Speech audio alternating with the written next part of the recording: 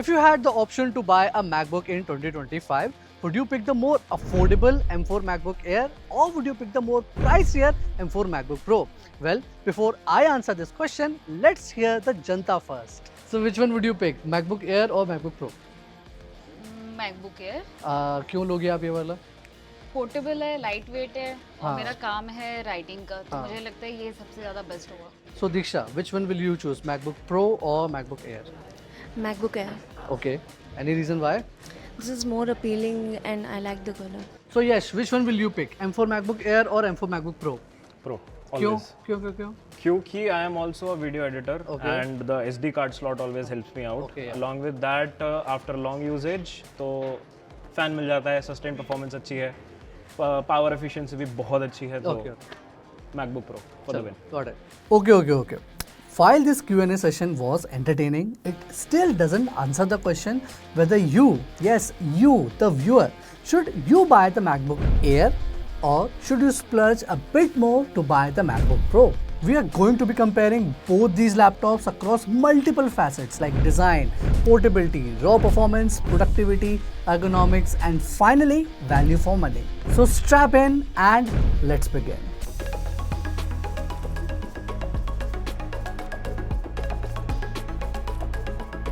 So the MacBook Air starts at 99,900 for the 16GB 256GB variant and the MacBook Pro starts at 1.69 lakh for the 16GB 512GB version. Now both these are base variants. Apple made 512GB storage standard with the M3 MacBook Pro, and now with Apple Intelligence, the M4 MacBook Pro comes with 16GB and 512GB as standard. Let's talk about the design, and although you'll only notice a size difference between the MacBook Air and the MacBook Pro when the lid is closed, you'll immediately notice more changes when the lid is open. For example, the speakers on the MacBook Pro are placed on each side of the keyboard, but the speakers on the MacBook Air are placed underneath the screen and the sound bounces off of it. There's also a difference in the number of speakers. While MacBook Pro has 6, the 13-inch MacBook Air has 4. And here's how the sound experience is in both laptops.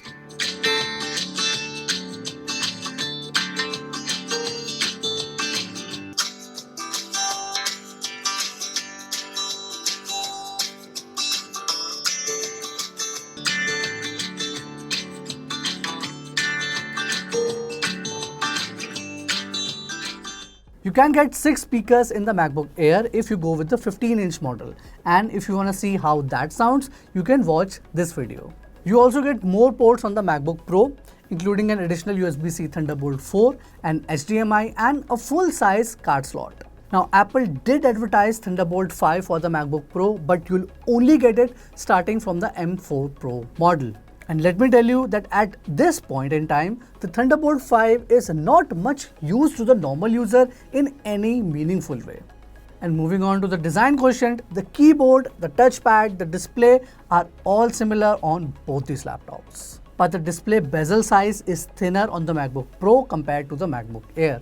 Also, while the MacBook Air still uses a 60Hz IPS LCD display, the MacBook Pro uses a 120Hz mini LED display.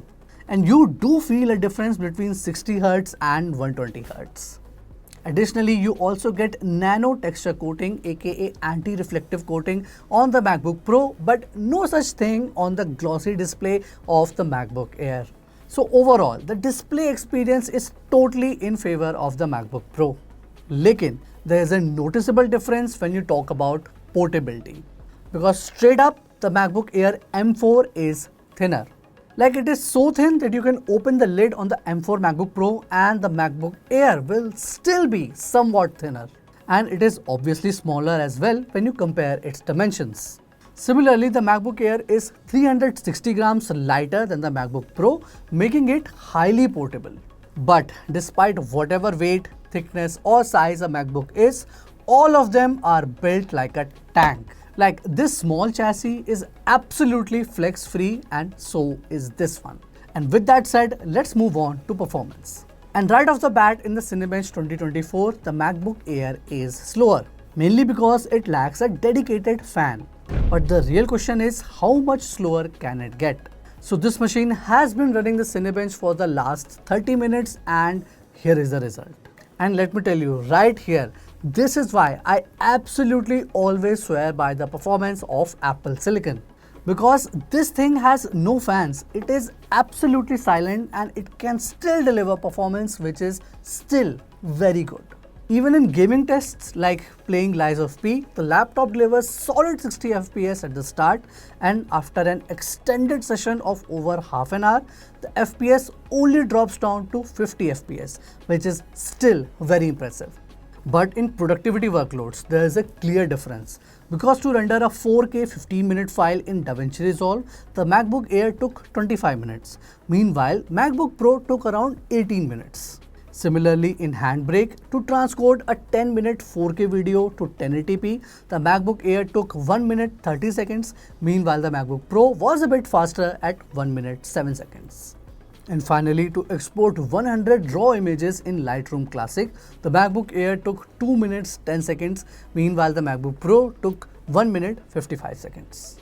In terms of battery life, Apple claims up to 18 hours for the MacBook Air and up to 22 hours for the MacBook Pro. And in our real-world browsing and video playback test, we got this result. The MacBook Air achieved 15 hours, 30 minutes and 17 hours and 40 minutes in web browsing and video playback test respectively. Meanwhile, MacBook Pro lasted 17 hours, 10 minutes and 19 hours, 20 minutes in these tests. And I think that by now we are getting a very clear picture over here. In those tasks where we need sustained performance like video editing, we can see the MacBook Pro 14-inch is the best choice. But in all those cases where we need burst performance like photo editing and graphic design, I think you can easily go with the M4 MacBook Air and save some money as well. So my conclusion is that for 90% of all your workloads, the M4 MacBook Air will be absolutely fine. Because even when throttling, it is still pretty powerful and very capable if you are doing tasks that rely on burst performance. And beyond performance, I think stuff like the design, the portability, the size is something that differs from person to person. So you can choose whatever you like. So in short, I think both these laptops are excellent machines. One is a bit more expensive than the other and does offer some benefits over the other as well.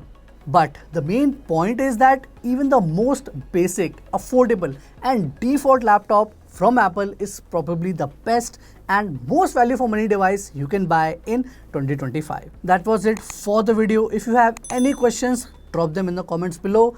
My name is Yatnesh Dubey and I will see you guys next time.